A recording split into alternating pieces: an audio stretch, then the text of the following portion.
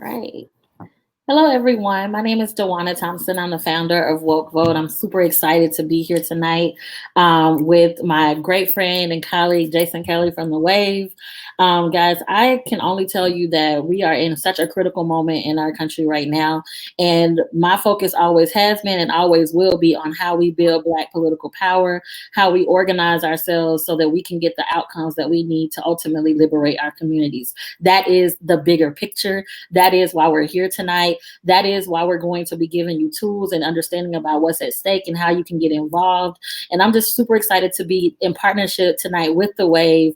And we have an incredible program that we are going to have for you with speakers tonight. So Vote Vote exists for the long-term activation of voters of color, particularly Black voters in the South. However, we know that voting is just one part of the tool in our toolkit to liberate our communities. But right now, that's the tool we got, and that's the tool that we've got to really be focused on from now through November. And so this conversation today is about how you can get involved with us, how you can work within organizations in your own communities and your states to make sure that we do the due diligence of turning out, first of all, engaging and informing, and then ultimately turning out our community. So thank you so much for being here tonight. I'm excited for all the brilliant voices you're going to hear. And I'm going to kick it over to Jason to tell you a little bit more about The Wave and where they're coming from in this space. Thank you so much. Jason, it's on you. Thank you so much, Dewana. Thank you for having me. Really excited to be here, you guys. Once again, my name is Jason Kelly. I'm with The Wave USA. We started 4 years ago as a series of group chats across the country, and now we are designed to be the premier platform for Black communities, causes, and commerce. It's really important for us to make sure that as we're building these digital communities around the country, we're in 35 cities with over 40,000 users, that we are activating people to action. Also, too often we find ourselves on the internet and we get stuck with just being on the internet. We have to get out. We have to be active. We have to do our civic duty and go out and make sure that we vote. So it's really exciting to be a part of this program. And I'm really excited about the panelists. And I am really excited about our host, a good friend of mine. Her name is Nori Moss, but Nori, as she is affectionately referred to as, is a native of Chattanooga, Tennessee. She's a professional speaker, a community coordinator, a consultant, and an advocate for young ladies.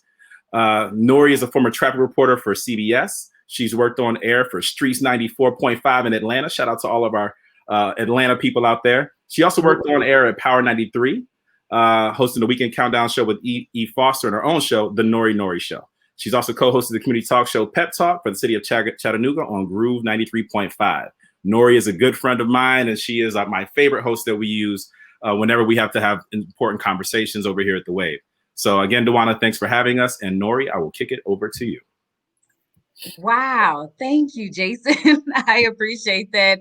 Dewana, thank you so much for having me as the founder and as someone who is out here pushing for the culture, The Wave USA pushing for the culture, Woke Vote. I'm excited to be here to have this conversation. Without further ado, I'm excited to introduce our panelists. And we have an esteemed group of young professionals that are going to really break down some thoughts and processes and issues that we're facing in our community. So without further ado, I want to introduce Dominique Burton. She's a project coordinator for the International Association of the Chief of Police. She is a research and policy specialist, phenomenal young lady. So we're going to talk to her. We're also going to speak with Beatrice Beaubrun, just a student of law. She's at Pennsylvania State University, Dickinson Law, and we're excited to have her here to share her knowledge and expertise. We're also going to talk to Shante Wolfe. She is the Woke Vote National Program Director, and she is here with us. So thank you so much for being here. Teryn Shipman, the founder for Black Girls Who Have a Lot to Say, a sister after my own heart. So she's here with us as well. So thank you for being here. And without last but not least, we have Cedric Norman. He is the Alabama Woke Vote Director and Deputy Director for National Programs. So thank you to all of our panelists, our esteemed panelists, for being here and sharing in this conversation this evening. You are appreciated, and thank you for your time. So without further ado, I would love to jump into the first question. And really, if we can start with Shante. And I just want to make sure that everyone answers this first question. What is your personal stake in this? How did you get involved with advocacy and activism? Hi, and thanks so much again for joining us, Nori. I've been following you for a minute, and you are DOPE. But to get to the question, my personal stake in this is what a lot of people share in this moment, which is your personal story. I got into activism at 19. Doing reproductive rights advocacy. And I learned quickly that, a lot of issues impact Black people at such a fine rate that we would be remiss to focus on one issue at a time. So at an early age, I learned that, we can't, advocate for a single issue because we're all interconnected. And until we have an intersection of justice that really does impact everyone, we won't be really moving forward because someone will always be left behind. So that is why I do this work. My personal stake is that I don't want to go to college only to spend the rest of my life paying that off. I don't believe people should have to choose between insulin and putting food on the table. I believe that we should be able to call our first responders and our public servants to give us adequate help and not figure out how we can't not be a pawn in the situation. And I want our Black brothers and sisters and mothers and brothers to stop dying in these streets. So that's why I'm doing this work and focusing on the bigger picture, as DeWanna mentioned about our program going into November 3rd. Some people like to protest, some people want to vote. But so long as you stay in your lane and do the same thing, we're all going to the same destination. And if we operate at the same frequency, we can enact change. So glad to be here. Absolutely. What a powerful way to get started. Thank you so much, Shante. Beatrice, you have next.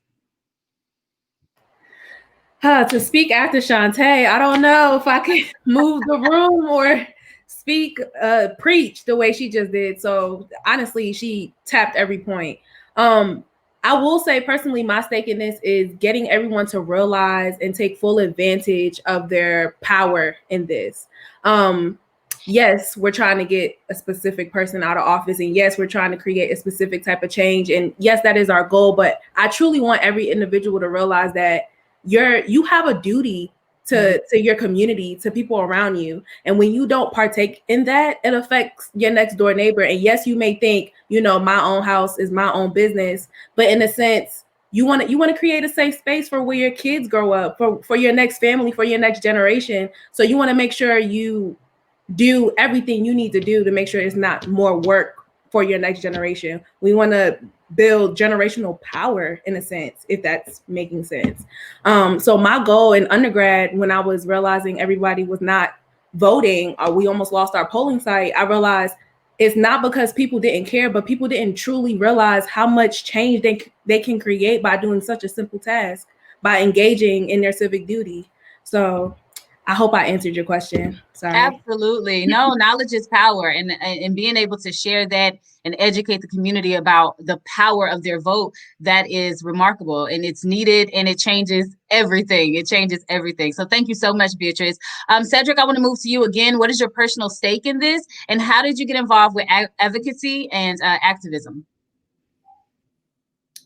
Well, how I got involved was really kind of cliche. It was really just wanting to make a difference in my community, and particularly on campus, being in college, not accepting no, not wanting, wanting to really know the ins and outs behind all this and how it actually works in the process to be able to get transformative change, not just change, but transformative change that has a lasting impact beyond my times there and to the next thing, next generation. So I worked on a number of projects that I didn't realize was activism and advocacy at the time as a high schooler and being in college. As I grew older, particularly transitioning out of college into the quote unquote real world, I really still had that continued passion of, not only advocating for others, but advocating for my community and people that look like me.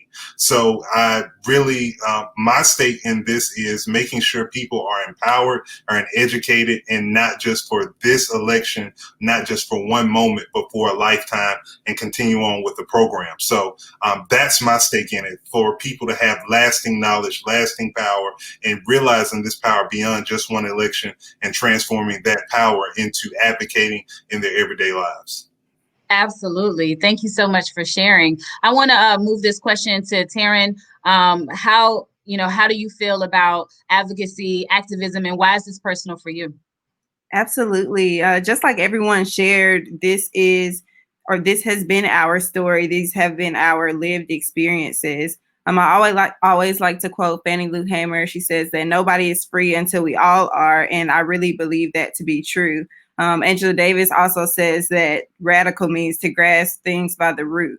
And I think that that's where we are right now. I think that we are starting to understand our power more because we're learning our history from the generations that have come before us. And then us as the generation now that are in the streets, that are fighting for this radical change in our communities, we are really encouraging and empower others to grab that power and grasp it by the root. And so until we are able to center the stories and voices of Black girls, of disabled folks, of our incarcerated folks, of our immigrant folks, of our non-binary folks, of our gender non-conforming folks, we are not truly free, and we are not really creating a world where we all can be free and live as one. No, thank you so much. That was absolutely fantastic. Dominique, last but not least, I would love for you to jump in with, what is your personal stake in this, and how did you get involved with advocacy and activism? Because, you a powerhouse, ma'am. Thank you. And I'm so happy to be here. I feel the same way as Cedric. I feel like I owed it to my community. A lot of what I do, I share voices of others that don't have the opportunity to be in the room that I'm in. And so I'm here pushing boundaries as much as I can. And I, not only to myself do I owe it to, but my community as a whole, and educating, pushing knowledge, and really, really kind of being that enforcer of like, no, we need to do this, that next step, is kind of what I've been tasked to do, I feel like, as an adult. And so it's just my mission in life. And, as cliched it is, being a change agent is really what I feel is needed at the moment. And if I can be in these rooms making that change, I'm doing it. I love it. Dominique, actually, we're going to stay with you for this next question as well. And then Shante, I'm going to come to you shortly. What I want to know is, given the history and the systemic racism and even the trauma that we have seen play out nationally, Breonna Taylor, George Floyd, Sean Reed, David McAtee, Charles Roundtree Jr., Botham Jean, Charlene Lyles, Jordan Edwards. I literally keep naming names. We have seen these scenarios play out over and over again. Families hurting, communities hurting, Black people hurting, our allies hurting. How do you imagine criminal justice reform being realized? And how has that impacted your job with the work that you do with law enforcement, with activism? How does that work for you? So it's a huge impact, and it impacts over the last couple of months for sure. The work that I do has definitely kind of compounded.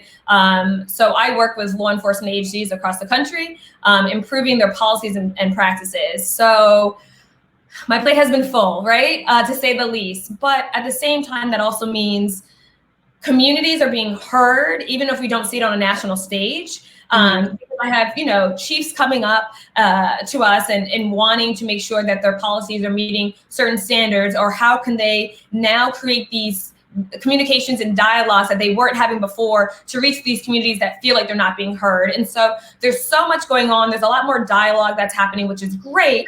And I think there's more of us here on this panel, and a lot of people that are doing the work that we're doing need to kind of help them along the way in terms of how to really do this correctly. Because it's great to say, hey, I had this quick little meeting. No, that's not going to do it, right? We need to really build relationships and go from there.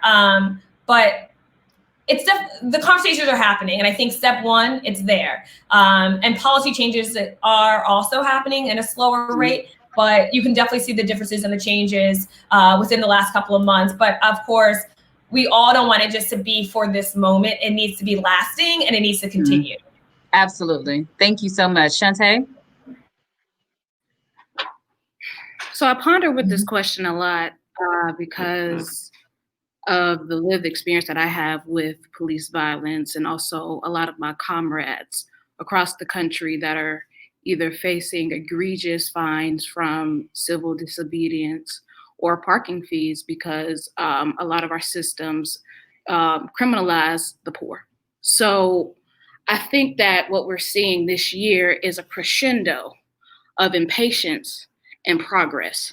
So on one hand, there are conversations and there are police departments nationally that have, took the appropriate measures to get the change that they need for their communities to feel safe. But on the flip side of that, for every 2 steps that we see, those same 2 steps are taken in an abrupt left, and it's someone's daughter sleeping in her apartment that is on the news and viral for the wrong reason. So I think that when we think of how to, get to a reform that is equitable for everyone involved, we have to grasp things like Angela Davis said by the root and go to who are the most vulnerable communities that need to be centered in this conversation. And that is working class people, that is Black folks, brown folk, gender nonconforming folks, and trans women who are disproportionately affected by police violence. I think that there is a level of impatience that is very valid from a lot of young people these days, and that is pushed policy like Breonna's law and what we've seen in other areas. So that's good, but myself personally, and a lot of the people that I've been in the streets with, frankly, are tired of incremental change. So we will do what's necessary to move forward in a way that is equitable, because we don't want to be 65 and 75 going viral for the same reasons. I watched LA 92 the other night, and they said, look at the video. And we still screaming, look at the video. Like, that's supposed to make a change, but it doesn't. Absolutely. When I think about being in the streets and I think about what it really means to confront this systematic oppression that we've been dealing with for years, I also can't help but to think about our health and the pandemic and how we are willing to risk it all and put it all on the line for our voices to be heard and to rise up out of the ashes like a phoenix. Like, we came together in a way across the entire world and across the entire globe that was beautiful, but also frustrating. And I think, one of those times that you was like, are we really, as you said, Shante, so eloquently, are we really still doing this in 2020?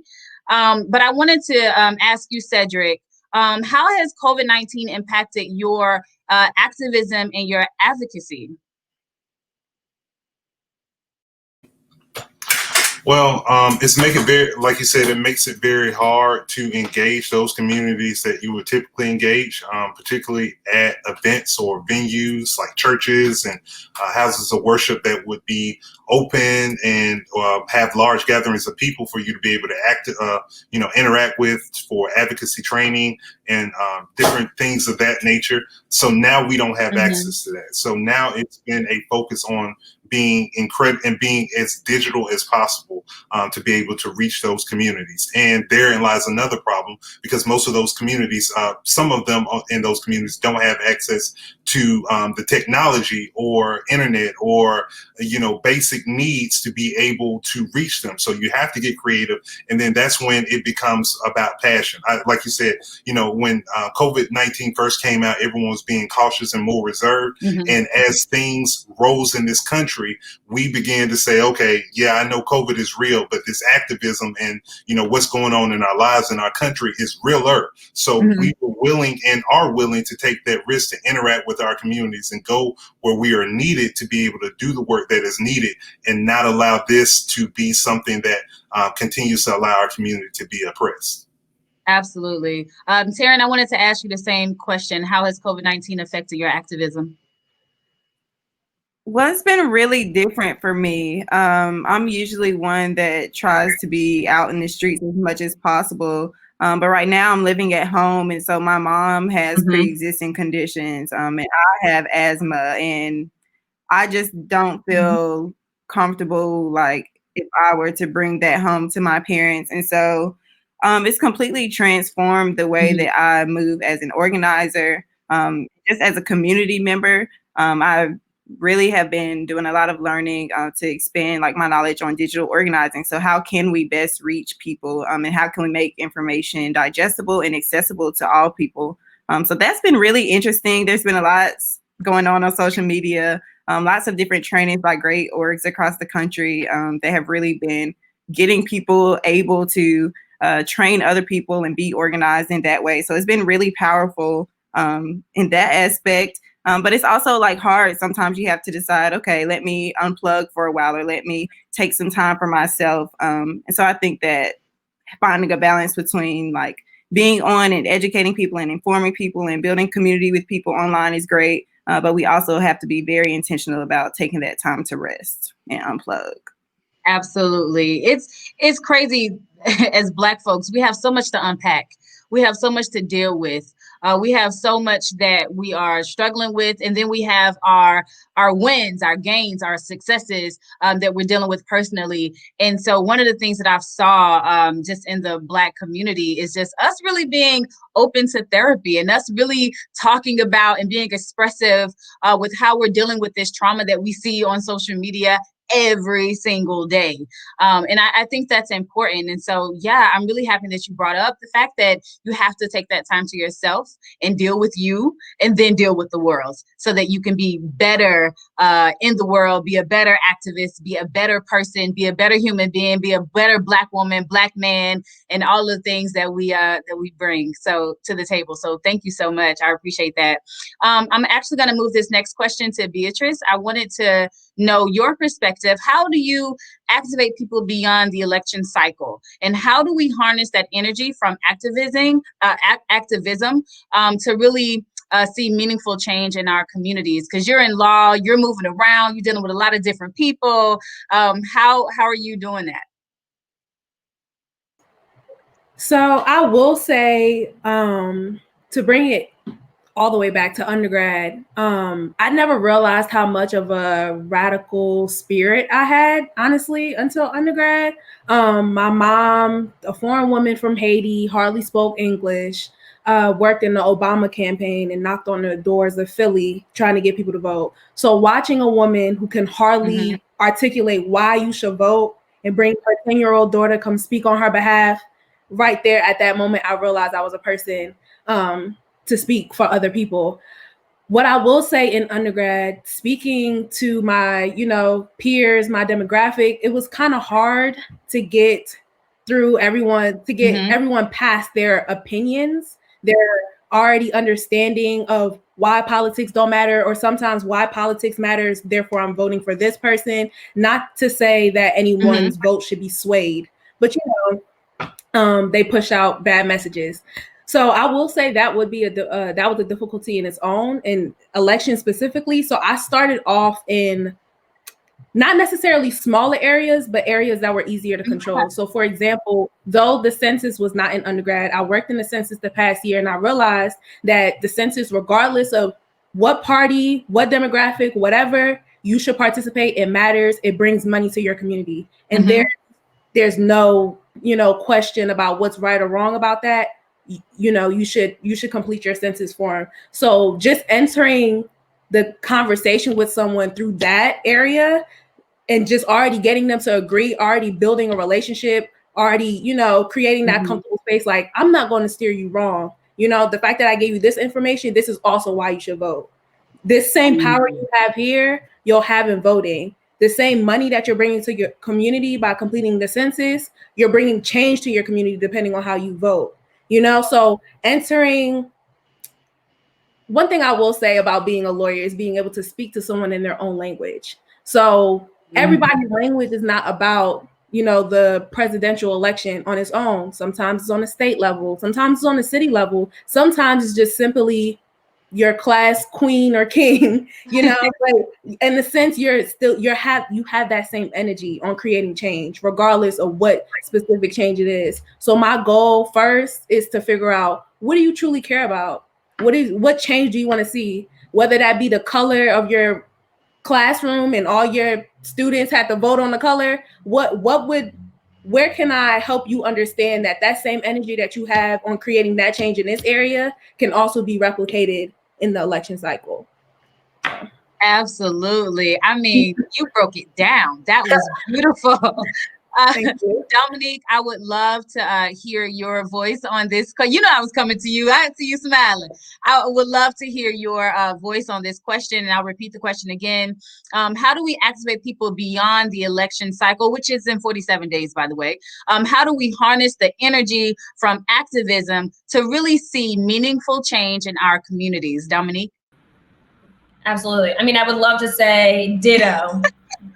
Mike, that's it, because she explained it amazingly. My biggest thing is educating people, continuous education. I I know our resources, our funding is particularly lower in our communities, Black and Brown communities. And if we can find new avenues, new ways to continuously educate and give more avenues and more resources to our people, I think that will also create an avenue for more, I guess, more oomph and more people being able to change, to create that change. But overall, I think it's continuously putting out information, continuously being able to provide resources, gain those resources, then provide those resources to our community. And that's kind of my biggest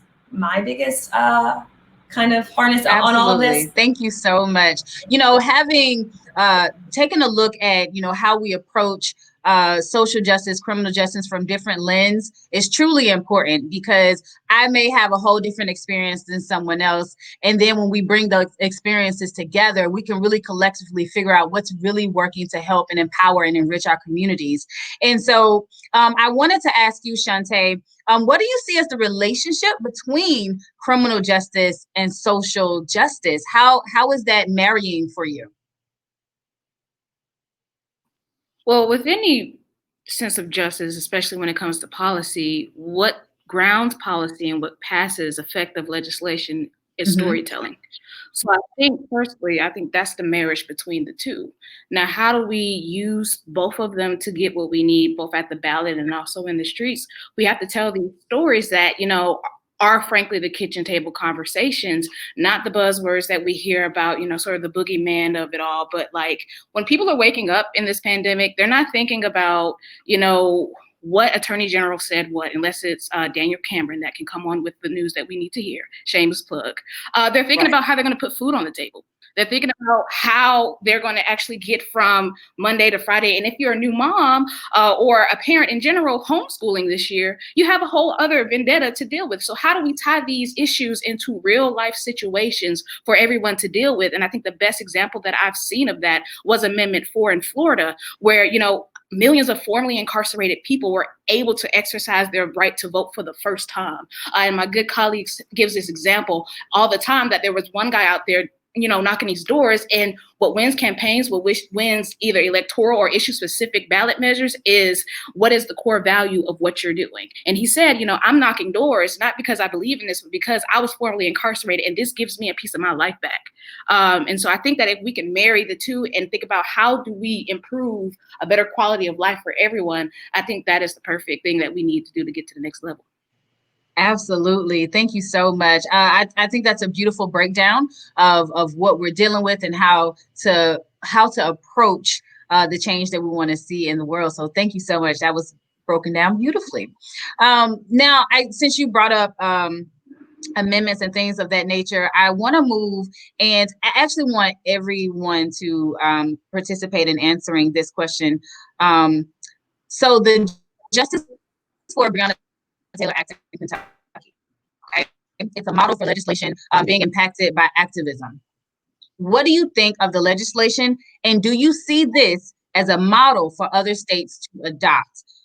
So obviously, this is going to require law enforcement officers to provide a notice of their authority and purpose before entering. It, turns away the no-knock warrant and, kind of moves that out of the picture, because obviously that's why our sweet sister Breonna Taylor is no longer with us. And it also, before forcibly entering a location, the state and local law enforcement agencies that are funded by the Department of Justice, they have to, again, let you know and give you notice and tell you why they want to enter your home. How do you feel like this is going to change other state legislation? And do you think other states are going to adopt it? We can start with Cedric. I can't hear you, friend. Cedric, turn your mic. Make sure your mic is unmuted. Thank you, friend. That's my problem. So yeah, appreciate it.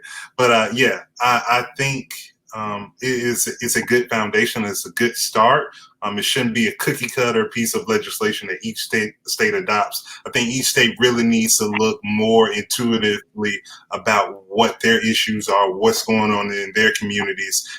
Some states need to make it stronger.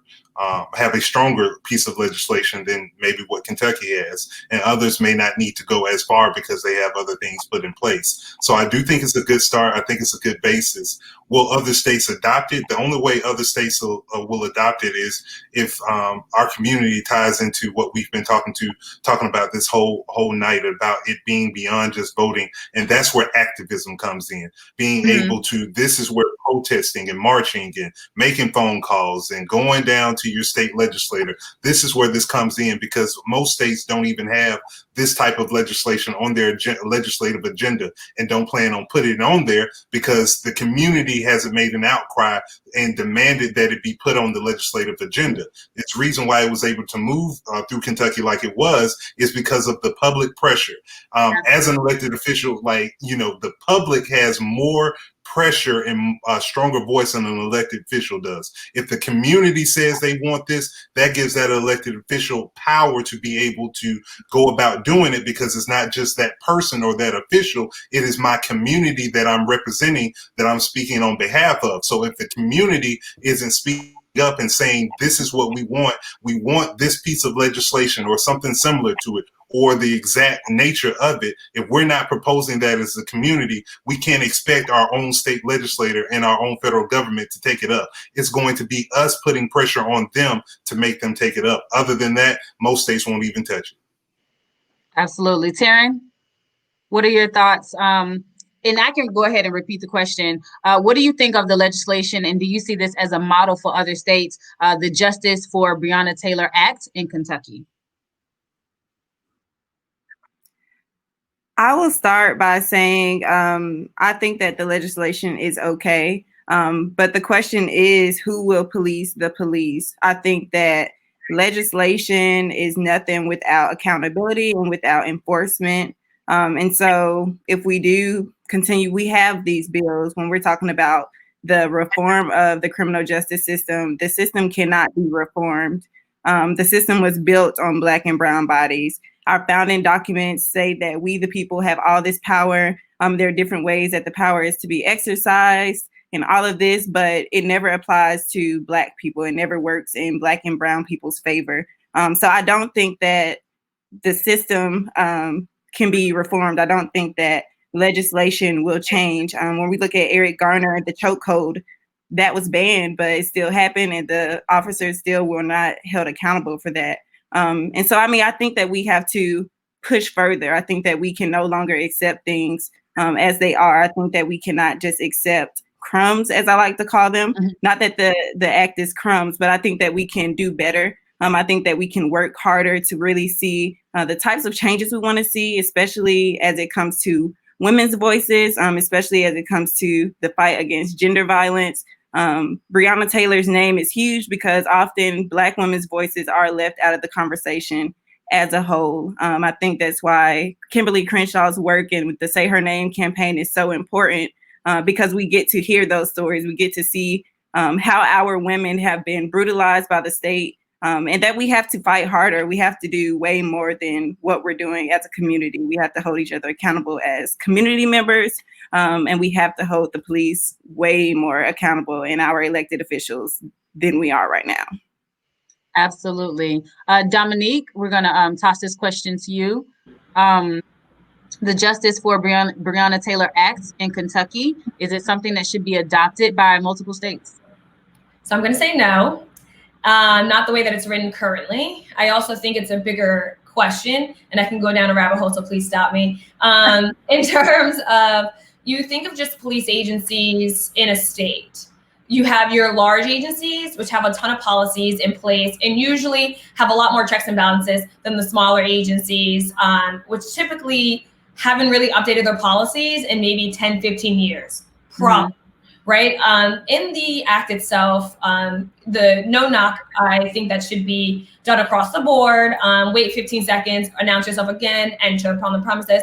The also introduced in that act is also body-worn cameras. And I've worked on over kind of 150 policies for departments on body-worn cameras. And they, you know, it suggested that you turn on your camera, I think 5 to 10 minutes before entering in, and then have it on 5 to 10 minutes afterwards.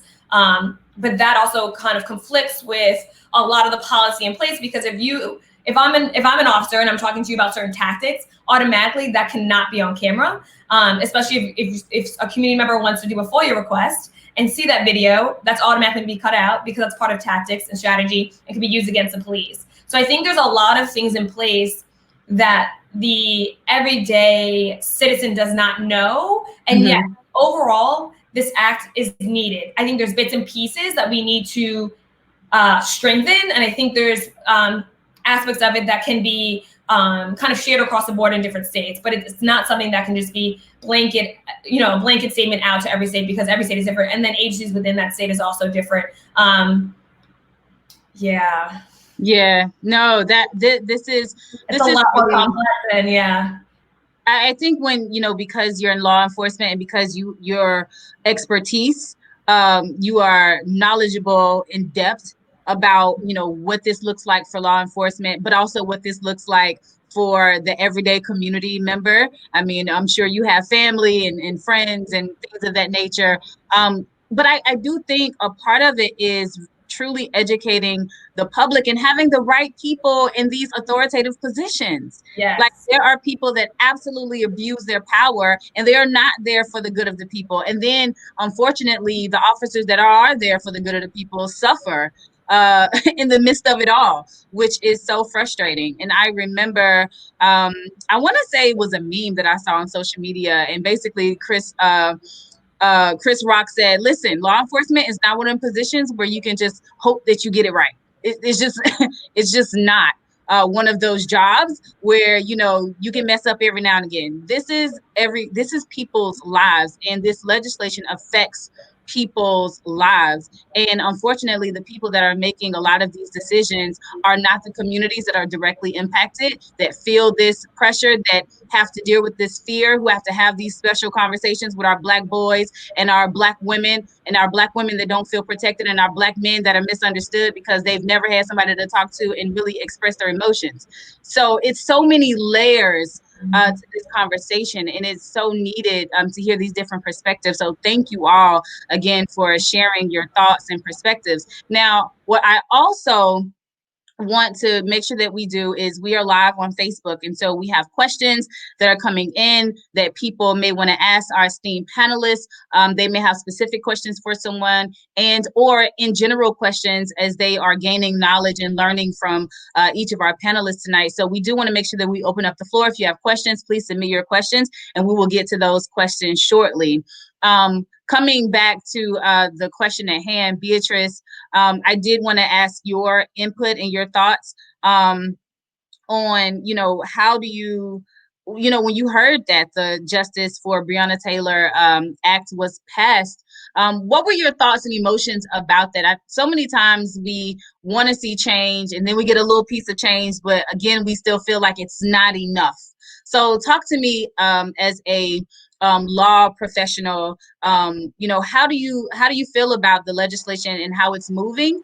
And do you get excited? Do you feel like they cut corners when they use this language? Because you talked about the importance of understanding the language.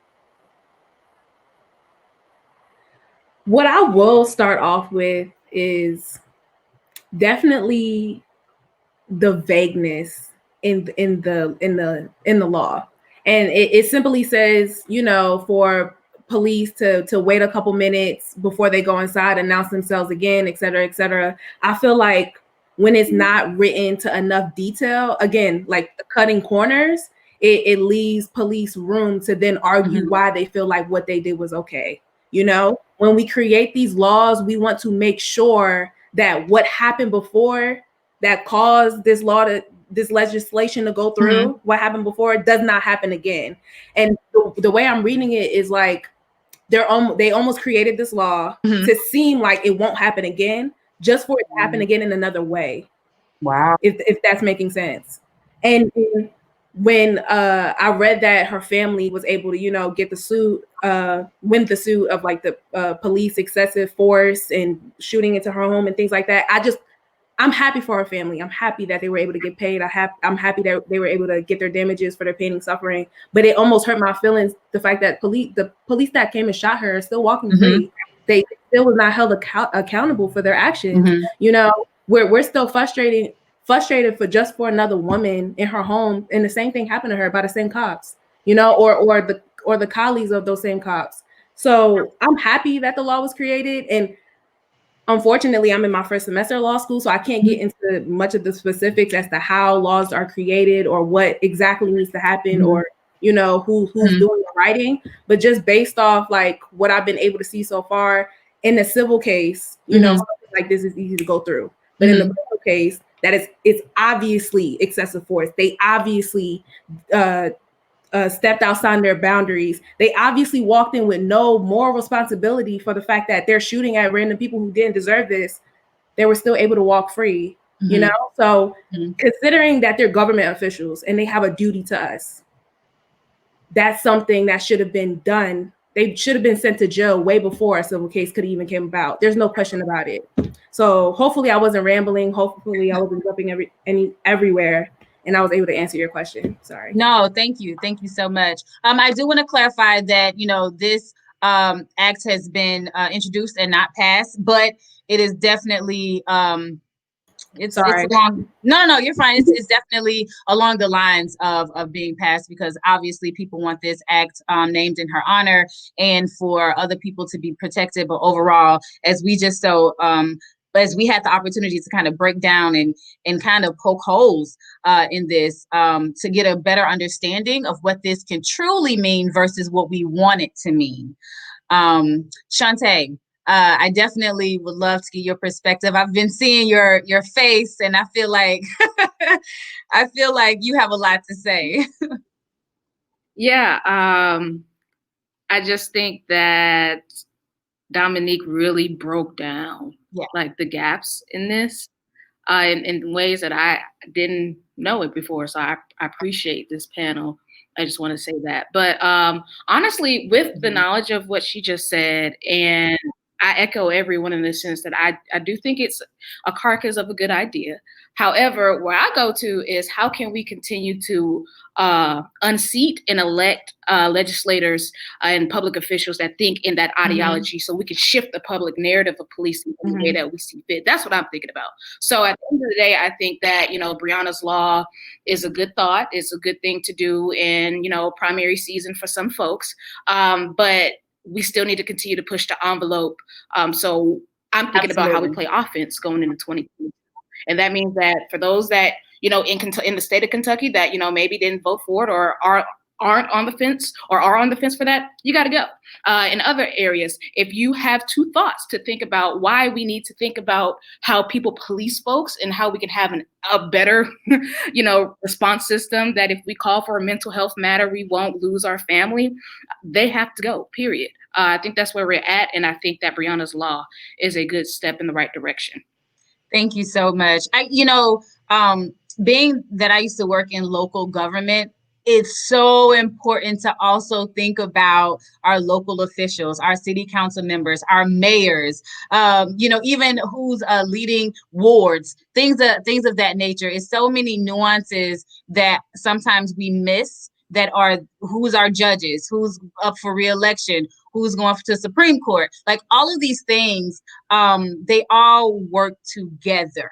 And so I think when we have the opportunity to really look at what change do we want to see and how do we want to be change agents, and how can we in our space be comfortable to move as activists and to get the work done. I think that's when we really have the opportunity to see our impact. And each and every one of you are impacting your community, which ripples out to the world. And to have the opportunity to speak with you on this panel has been nothing short of amazing. I have gained so many nuggets of knowledge, and to be in your presence has been absolutely phenomenal. We're not wrapping up yet. I still have another question that I want to pose to all of our panelists. And really quickly, you know, the question is, you know, how do we stay motivated in a world that's trying to keep us down, in a world that don't want to see us be excellent? You know, as Black folks, we not only have to be excellent, we got to be above the standard. Like whatever the standard is, we got to be above that. And so going to Dominique once again, I would love for you to take on this question first. What keeps you motivated to do the work that you do? This. connecting with other Black, beautiful people doing work. Because when I'm down, I'm like, I can't handle this. You know, hearing the nuggets of what you guys have said, and then hearing comments and someone else messaging like, oh yeah, I thought about this. New ideas are going to be spun from this conversation. Then we do another act, then we have another event, or something else is brought on, and more keeps coming. And that's what we need. We need to continue to connect, continue to educate, continue to want to learn to be better, and work together, because we're going to continue to elevate our platform. Absolutely. Thank you, Dominique, so much. Cedric, my good guy, on this panel of Black Girl Magic, you are the Black boy joy, Black man joy. How do you stay motivated? Well, really, for me, it's really just thinking about what all is at stake. You know, I have three nephews, and I just think about the conversations that will have to be had with them and the experiences that they may have to have. And when I have children, the experiences that they will have to have. I don't want to look back on this moment of time, or look back on any moment of time, and feel like, man, I had an opportunity to do something, but instead of being involved and being a part of the conversation or being a part of the change agent, I decided to stay on the sidelines where it was safe and where, you know, I could, where the least resistance would come from. And I just view it as this: we as a community, for example, we're owed billions of dollars, and the country has basically been paying that debt to us in $100 increments. So that's why it always seems like there's so much more for us to do, because that debt that they owe us, man, that's a huge debt that they have, but I'm determined to make them pay on that debt. So that's what keeps me motivated to do my work. I'm collecting my money. I'm collecting that debt. I want all that restitution, sir. Yeah, we on the same page with that one. Teryn, what keeps you motivated?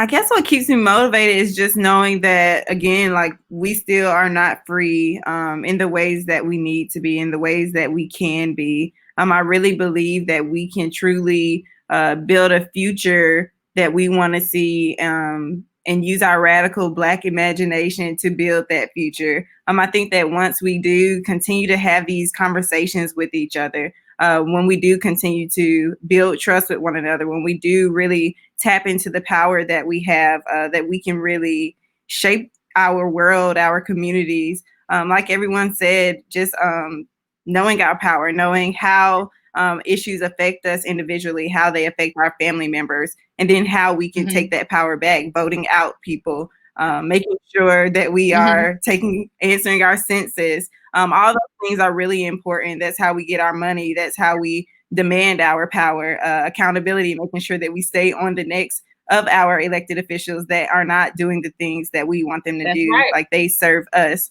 And so making sure to, like, again, rest is super radical. I think that we have to do it. There's no way that we can do this work and be who we need to be in the world if we don't take time to really care for ourselves, and then centering joy, at least daily, doing something that brings you joy. If that's ice cream, like it is for me, then that's your business. Okay. Oh no, I think that is great. And I love that quote, rest is radical. Yes. Beatrice, what keeps you motivated? Honestly, I would say creating a world I wish I grew up in, or creating a world I wish those who fought for a world for me, for the next generation to grow up in. Honestly, truthfully, to watch us fight and change is slowly coming is exhausting. I will honestly say there have been days I'm like, you know what?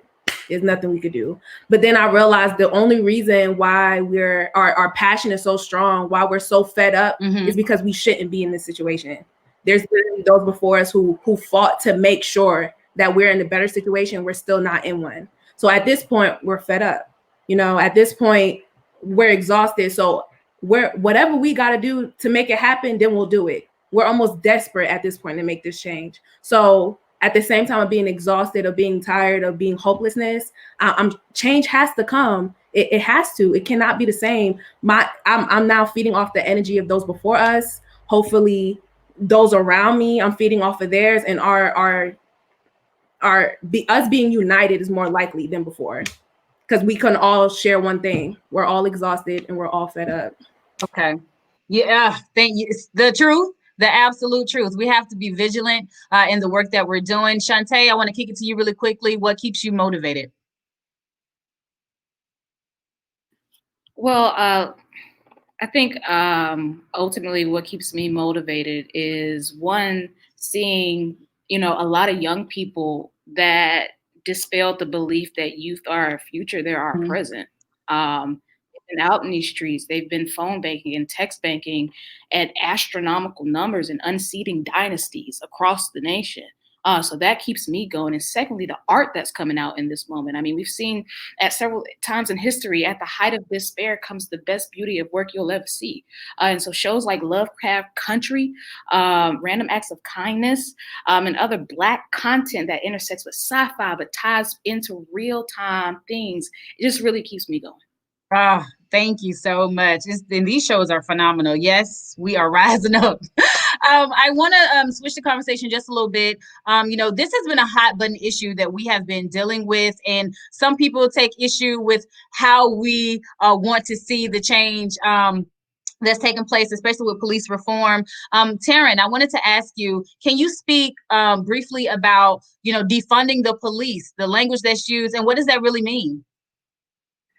So defunding the police is definitely a call to action. I think that it means that we are completely challenging the ways that we understand the role of police in our society. I think it means really challenging the ways that we view and practice safety and protection in our communities. And so defunding the police means not only to reallocate their budgets into our communities so that we can see proper mental health services, so that we can see our education systems look the way that they need to see, so that people can go to the hospital and receive health care that they need. That's what it means to defund the police. We really do not need these militarized systems that are attacking and killing our people and have been for centuries. The story of the police and the ways that they roll and interact with Black and brown folks in this country is not okay. It's not something that can continue to be happening. And so I believe defunding the police and abolishing the police is definitely a rally cry. I think it's a call to action. And I think that we need to definitely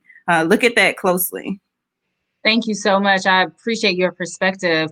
Dominique, I would definitely like to hear your perspective as well, because I feel like this kind of directly impacts you. Yeah, definitely. So I kind of sit on the other spectrum of this. I do completely agree with reallocating resources. But I think, again, what we don't know as a general public is the amount of money that is allocated towards the police department by the city isn't allocated in the way that we all think.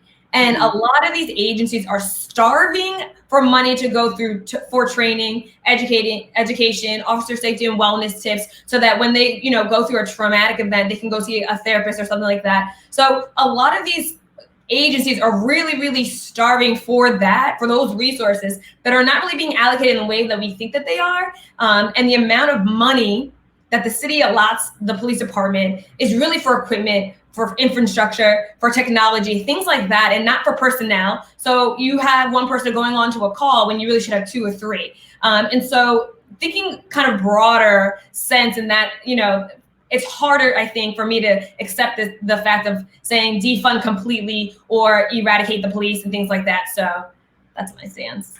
No, I again, this is why we are here, to hear various voices, lenses, and perspectives.